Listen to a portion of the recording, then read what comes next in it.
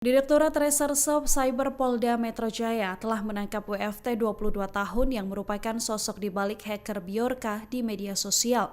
Meski begitu, publik kemudian meragukan keaslian sosok Bjorka yang belum lama ditangkap kepolisian.